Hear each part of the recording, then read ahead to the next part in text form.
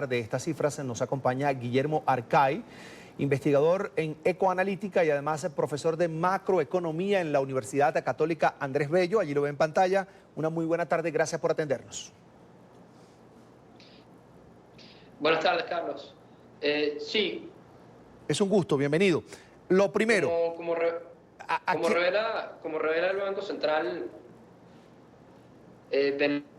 Venezuela durante los últimos 5 años ha vivido una contracción económica de más del 50%.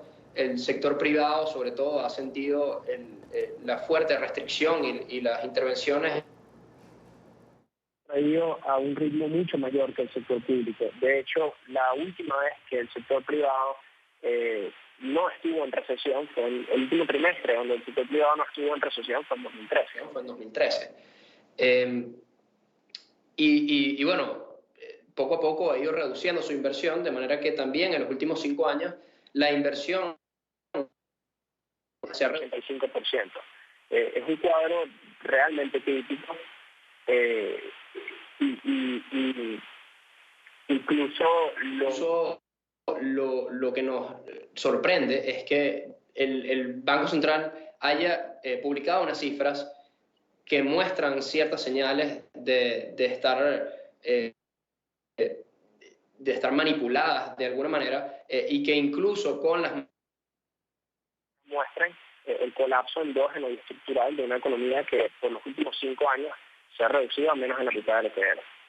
Estamos conversando con Guillermo Arcay, es investigador en ecoanalítica, una firma reconocida venezolana, y además es profesor de macroeconomía en la Universidad Católica Andrés Bello, sobre esta publicación que hace el Banco Central de Venezuela sobre indicadores económicos. No lo hacía hace casi 4 años, lo hizo recientemente, y hay una disparidad entre las cifras que manejaba, en este caso la Asamblea Nacional de Venezuela, que es dominada, en este caso, por Juan Guaidó, presidente interino de Venezuela. Y yo quería preguntarle a Guillermo, ¿a quién le creemos? ¿Al Banco Central o se parece más la realidad de Venezuela a lo que dice la Asamblea Nacional? 1.300.000% de inflación. Bueno, depende de la cifra de la que estamos hablando y depende de la base de datos específica de la que estamos hablando.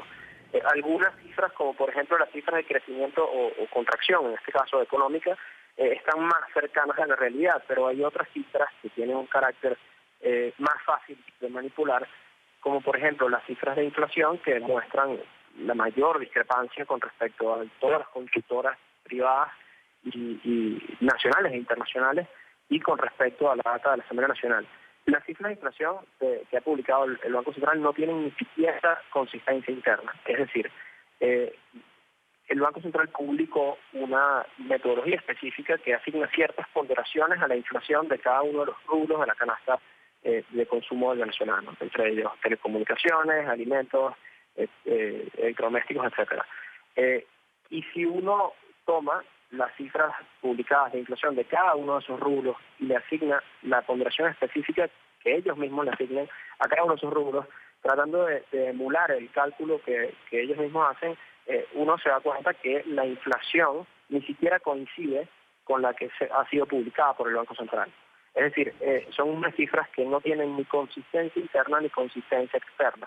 Esto puede explicarse por no solamente por manipulación de la muestra, sino también por manipulación de la metodología.